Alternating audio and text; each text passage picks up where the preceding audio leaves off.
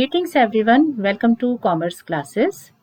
Today we are starting with adjustments of purchase return and sales return and the inventory valuation. As we have two methods of inventory valuation, so the adjustment will also be studied in two phases. One will be under perpetual system, another will be under periodic system. So we are starting with perpetual system today. Now when we talk about purchase return, it means that your stock that you acquired at some point of time is being returned to the supplier. Now, at the time of purchase return, we have to decide about three things. Number one, where should this information be reported? Because in our stock ledgers, we have three columns: stock in, stock out, and balance. Balance is usually updated, so it won't come in balance as such directly because it will be updated in the balance. But in the stock in and stock out column, we have to decide where to record it. So usually what happens is that since the stock is moving out of the stores, so it can be taken as stock out. So you can either report it in the stock out column. Another effect is that because of your purchase returns, your net purchases are going to decline. So it is a deduction from your purchases. So same amount can also be shown as a negative balance in the stock in column. That is your stock in, that is stock that you acquired at some point of time, it has moved out. So first issue will be that it can either be recorded in the stock out column or it can be taken as minus in stock in column. Now next is, after writing the quantity in the relevant column, we are to decide the price. At what price should it be recorded? So now we'll have to see whether the lot which is being returned is available in the stores or not. That is, you will have to look at the balance column. Like in your stock ledger, you have three columns. Okay, so stock in, stock out, and balance. These are three main columns to record the stock information apart from the date or detail, etc. So now you will have to look at the balances. Is the lot available in the stores or not? Because we all know that the physical movement of the stock might be different from what we record in the books. While making records in the books, we follow three systems: FIFO, LIFO, and weighted average. So we'll have to see that in the given balance, is the lot available or not. So if it is available, then we'll deduct this balance because this stock is moving out from the relevant lot. But if that lot is not available, in that case, we'll have to deduct it as per the method. So that will be treated as a normal stock out. So suppose you are returning 100 units. Okay, now we are to see at what price are these to be returned. So this stock must have been acquired some point of time. So it must have been reported in stock in at some point of time, and it might be there in the balance also. So if the lot which is being returned, if that lot is available in the balance, in that case it will be priced at the price of the lot. But if it is not available, then we'll have to assume that it is a fresh stock out. Suppose you have acquired two lots, 100 units at say 10, and previously you had a balance of say 50 units at a price of 11. Okay, and now you are having 100 units at a price of 10. So you have these two lots available in the balance. So the dates will also be known to us. So if the question says that these units are being returned, let it be 10. Okay, so 10 units are being returned from the current lot acquired. So this lot is available here in the stores. So you will deduct it from this. So after this, its price is 10. So it will be priced at 10. 100 rupees will be reported. And after this, first lot will remain as it is. Since the return was made out of this lot, so we'll record it at 10. Okay. Now suppose this lot is not available. Maybe that you returned the stock after a long gap. So you purchase the stock on this date, you purchase the stock on this date, then you have some more purchases. Now after some time you found that this lot was not up to the mark. So you want to return goods from this lot. But when you return goods, because in stores physical movement is different, so physically the stock might be there, but in reality in our books it might not be there. So in our balance we'll have to see whether this lot is appearing or not. So suppose You purchased some more lots after this, and now when you are returning 10 units, then this lot has completely vanished. You are having some more lots. Maybe you are having, say, another lot purchased at 11 rupees, maybe another lot purchased at 10.5 rupees. So you have these two lots available in your stores, but in your balance, this lot is over. Okay, so now how will we price this? Because this lot is not there, so we cannot price it at this price. So what we will assume that it is a simple stock out. So it is just like any other stock out. So when it is a stock out, we price it according to FIFO, LIFO or weighted average. So FIFO will imply first in, first out. So this stock out will be from the first lot. LIFO will imply, and this will be from the latest lot. And if we are following weighted average, in that case the lots will be clubbed, so at the weighted average price this lot will be priced. So for purchase return, what we are to remember is that it can be reported in the stock out column because the stock is moving out, but you may show this as a minus in stock in, also stock in column. Secondly, for the pricing, if the lot is available, then price it according to the price of that lot. But if that lot is not available, then price it according to your stock out procedure. Whatever method you are following for stock out, you will adjust it, and accordingly balance will be updated. Now coming to sales return. Now when you are having sales returns or supplies returns, suppose your store is sending supplies to the factory, and from the factory some stock is returned back to the stores, or maybe you made sales and the customer has returned the goods. So it implies goods are coming into the store. So these should be recorded in the stock in column. So you can record them in the stock in column because stock has entered back in your stores. But some authors are of the opinion that it should be reported as a minus stock out, because supplies return or sales return is return of the sales. So since we record sales under stock out column, so from the sales this is a deduction, so it can be reported as a minus from that column. Now coming to the prices, so it should be priced at the rate at which the lot was issued. So this is a return of the sale. So when you made this sale, or when you supplied these goods, then what price was charged? Accordingly, this will be priced. So there is no question of pricing. You will have to go back at the origin of the transaction and price will be charged accordingly. Now we are to adjust it in the balance. So while putting it in the balance, because it has come back, so you are to put it in the balance, right? You have here stock in, stock out, and balance. So when you have sales return or returns of the supplies, it is stock in, it has come into the stores. So you will look at the origin that we supplied this stock at this price, so accordingly it will be reported. Now when we are to adjust it into the balance here, now we'll have to see whether that lot is available. If that lot is available from which we had originally supplied the goods, then this will be adjusted in the lot. If that lot is not available, in that case it will be treated as any stock in. Since we are reporting it in the stock in, so it will be treated as any stock in. Right, so we have to remember these rules. Let us understand this through one example. So we have the transactions of opening balance, purchases, sales. You have a purchase return. Okay, on March 25th, we are clearly given that this return is out of the lot of February 10. So this lot. So from this lot, you are returning 100 units. Okay, then you have sales return. Sales return are from the previous 25th March sale. Then again you have another purchase return from 1st April lot. So this purchase is being returned from this lot. So we'll put this information and then we'll see how this works. So you have, now see, store's ledger is being prepared. So we have just put in the transactions, the dates. So our first transaction is opening balance. So we just recorded it.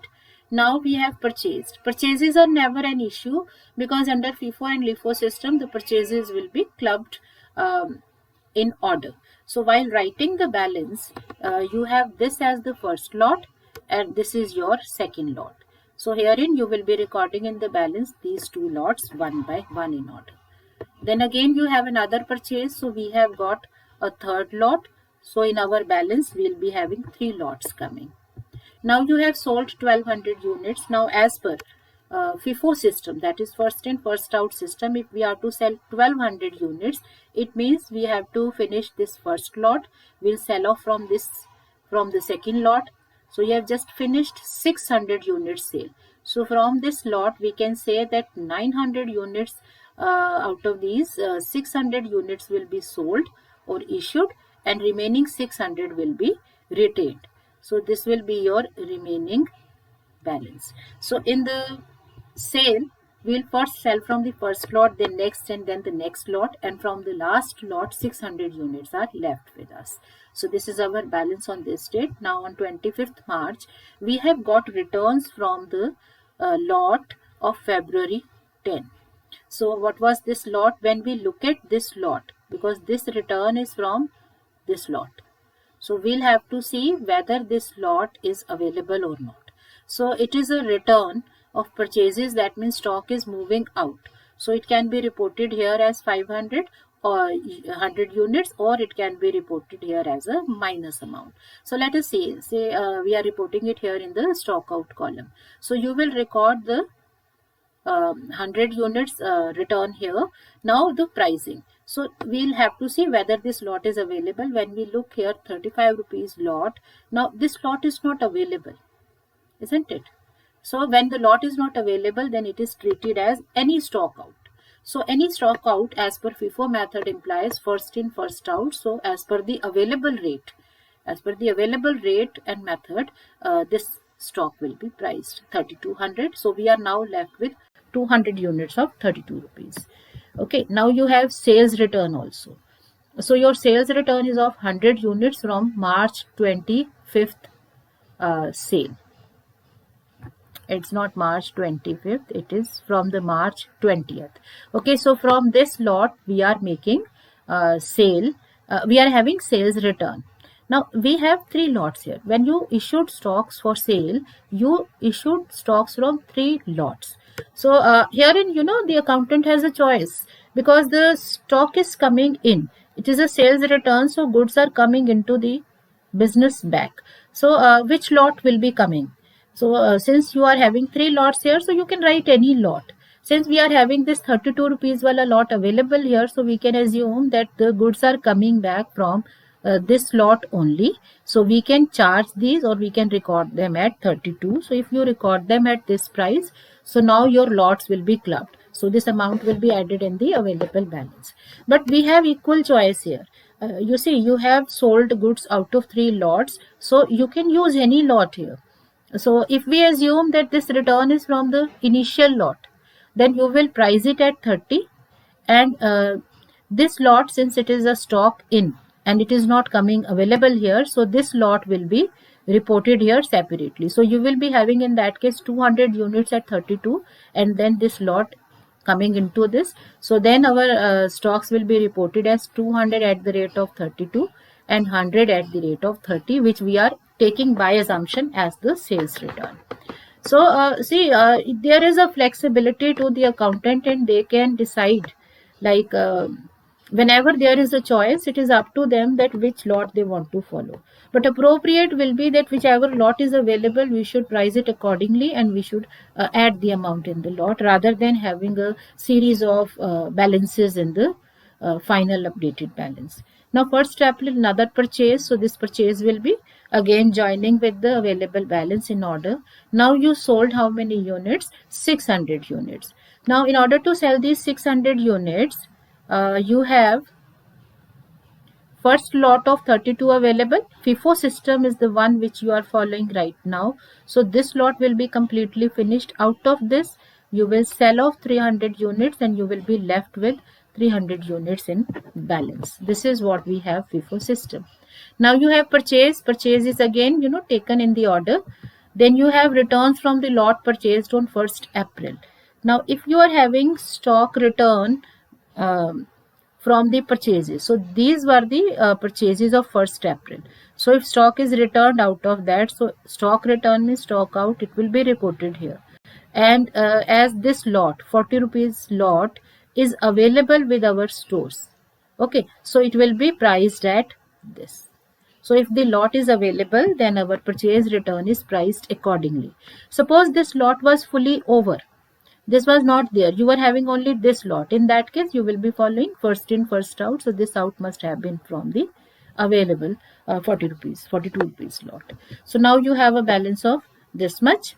And then finally you have sale of 500 units. So again, as per FIFO method, you will first be making sale of this lot and then from the lot of 500 units. So your closing balance is 200 units left at the price of 42, and finally we'll balance it. Now earlier we used to have the total of stock out as cost of goods sold, but this is not the case here because we are having returns. When you look at the amounts which are totaling up to this, then out of these amounts, this amount of 3200 is your purchase return and another 4000 is your purchase return. So out of 89,100 we'll have to separate 3200 and 4000. Remaining will be your cost of gross sale.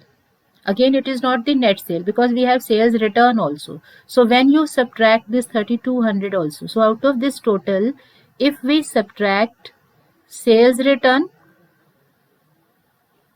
and we subtract purchase returns, then you will get net sale or cost of goods sold. So net sale will be costed or priced accordingly.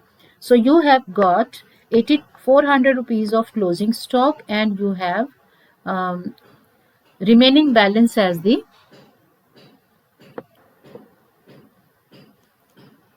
closing stock. So this is how you will make a table showing closing stock and cost of goods sold. So coming back, now we can solve the same question using LIFO approach, which is last in first out. So now we have noted down the transactions and this is 20th. This is an error. Okay, because on that date we do not have any sale. Now you have a balance which will be reported directly. Purchases are directly taken in order. So third purchase, now you have got 3 lots. Sales. So when you are making sale of 1200 units as per LIFO approach, we know that latest lot will be sold first. So we'll sell it out of this. Now still we need to make more sale of 300 units. So out of this 500, 300 units will be sold and 200 units will be left. So our closing balance here will be 100 units of 30 and 200 units of 35. Now you have purchase return. Return from the lot of February 10. So this is your February 10 lot. So we'll have to record the purchase return in the stock out column as such. Now is this lot available? Since this lot is available in the stores, you can follow the stock here. This lot is available. This was 500 units lot. It was coming here. You sold a part of this and you are left with 200 units. So this lot is still available. So now while recording the balance, this purchase return will be adjusted in this lot, 200 units lot. So out of this lot, purchase is returned. So now we are having first lot as it is and second here. Now suppose this lot was fully sold. Then what will happen? Then it is just like a stock out. So stock out as per LIFO says from the latest lot. So you will be using the last lot available. Now you have purchases, sales return. Now you have sales return of 100 units from the sale of March 20th. But when you sold goods on March 20th, you used 2 lots, one of 32 rupees, another of 35 rupees. So when this sales return is coming for this date, then is it from the first lot or second lot? We can take up any lot. We'll have to give a note that it is assumed that this sales return is from the first lot or second lot. So it is up to you. Now this sales return, since it is a part of stock in, you will be recording it here. So it is to be clubbed in the balance also. Your balance in the stores is going to increase. So it should be added in the available lots. So if we assume that it is from this 300 units lot, then this lot is available with us. So it will be added in the lot. But if we assume that it is from this lot of 32 units, 32 rupees price, in that case, we'll record it here. You will record it here 3200. But as this lot is not available, So this will be treated as any stock in. So while writing the balance, it will be these two balances are already there, and then you will be having this lot also coming at 32. So it is up to us. So if we assume it from the first lot, this will be shown here. But if you assume it from the second lot, then that lot is available. So it will be clubbed in the lot. So therein we can club it. Another purchase, so this will simply be taken in the order. Another sale, so sale will be taken from the latest lot. So you made sales. Now you have closing balance left from the first two lots. Purchase is again taken in the order. Now you have returns from the April 1st lot. April 1st lot, if we see, it is a lot of 40 rupees. So if you are returning goods from this lot, is this lot available? When we look here, this lot is not available in the stores. This lot is fully gone. Okay, so in order to price the units here, we'll have to price them according to the method. So since your method is last in first out, so this purchase return of 100 units will be priced at 42. So your balance will now be 100, 200 and 400 units. And finally the sale. So sale is 500 units. So you will be first using latest lot. Then from this lot 100 will be sold and 100 will be retained as closing balance. So in the closing balance, this lot is there fully, and from this lot you have got 100 units.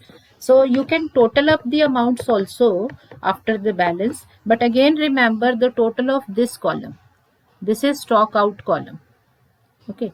Um, but if you total of this amount, this total will not be cost of goods sold, because this includes purchase returns. So if you want to find out cost of goods sold, you will have to deduct 3500 and 4200.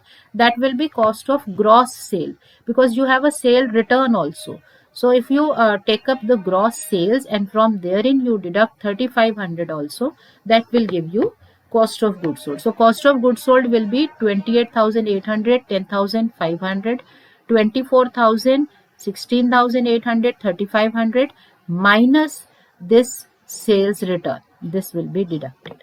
So that will give you final amount. So you can calculate cost of goods sold as well as closing balance, and that can be shown in the same statement in the form of a table at the end. So this is your closing balance, this is your cost of goods sold. Now considering wave method, weighted average method, so therein what happens is we simply consolidate everything. So this is your balance given to you. This is your balance. Now you have purchased, so you will have to club the things. Your quantity will now increase to 100 plus 500. Quantity will now be 600. Cost will now be 3000 plus this, so 20,500, and then this price will be determined as total cost upon total quantity. Right. So herein the weighted average price is revised. Another purchase, again we will club the amount. So now your purchase will be clubbed with the available balance. So your quantity will now be 900 plus 6, 1500. Cost will now be 49,300, and weighted average price will be calculated as cost upon quantity. Now you have sold 1200 units. Now at the time of weighted average method, there is no issue in sale because there is a weighted average price. So both the sales as well as the closing balance, these will be priced at this. The only thing is, out of 1500 units, you are selling of 1200 units, so you are left with 300 units. So price them accordingly according to the weighted average. So this is the case here. Now you have returns from the lot of February. Now when you have the lot of February 10, that is this lot, if you are returning goods from this lot, purchase return, so your goods are moving out, so column is clear. It can be written here or it can be reported here as negative, because then it is return.